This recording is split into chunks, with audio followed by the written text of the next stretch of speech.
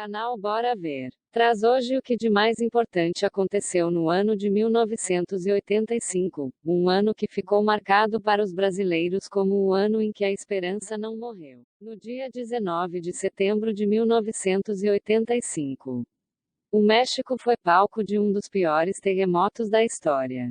O tremor atingiu 8,1 na escala Richter, abalando as estruturas da cidade do México. O sismo aconteceu um ano antes da Copa do Mundo que seria disputada no ano seguinte. Ao todo 9.500 pessoas morreram, 30.000 ficaram feridas e 10.000 foram desalojadas. Encontrada no cemitério de Embu a ossada do carrasco nazista Joseph Mengele.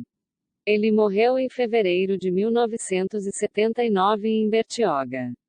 Mengele era o médico que servia o nazismo de Adolf Hitler e no campo de concentração de Auschwitz, realizou experiências pavorosas que renderam o apelido de Anjo da Morte.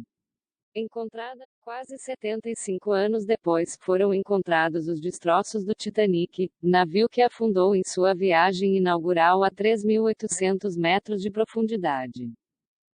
Na Colômbia, o vulcão Nevado del Ruiz causou destruição para a cidade de Armero, matando 25.000 pessoas. O Brasil entrava definitivamente no hall dos grandes shows musicais com a realização do Rock in Rio, o festival de música onde astros nacionais e internacionais brilharam na cidade do rock. Dentre os astros internacionais, destaque para o grupo Queen de Freddie Mercury, ao grupo de heavy metal AC/DC. Alemã Nina Hagen e o americano Dave Mustaine. 10 anos depois de ser censurada, a novela Rock Santeiro é liberada e se torna grande sucesso.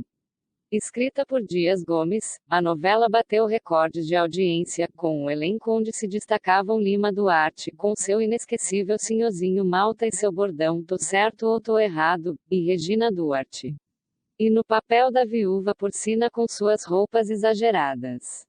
No SBT, a minissérie americana Pássaros Feridos causa furor ao roubar a audiência da Globo.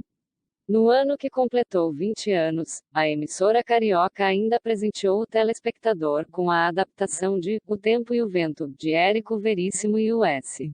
Eriado Armação Ilimitada, que misturava ação, esporte e aventura, na linguagem de videoclipe com André de Bias e Cadu Moliterno, nos papéis de Juba e Lula.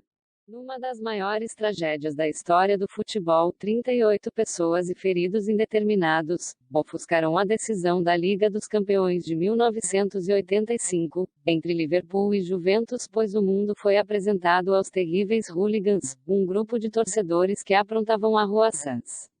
Com isso, os clubes ingleses foram punidos pela UEFA, ficando fora das competições por 5 anos. O francês Alain Prost conquistava seu primeiro título mundial de Fórmula 1 depois de perder o mundial anterior para Niki Lauda.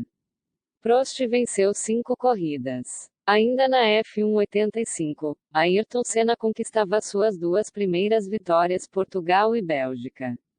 E na Fórmula Indy, Emerson Fittipaldi conquistava sua primeira vitória em Michigan. Numa final surpreendente, o Coritiba se tornou campeão brasileiro pela primeira vez. Dirigido por Enio Andrade, o Coxa venceu o Bangu, na disputa de pênaltis por 6-5. Dentre os destaques daquele time, o goleiro Rafael e o atacante Lela. Dentre os mortos do ano de 1985 destacam-se o ator americano, Rock Hudson, vítima da AIDS.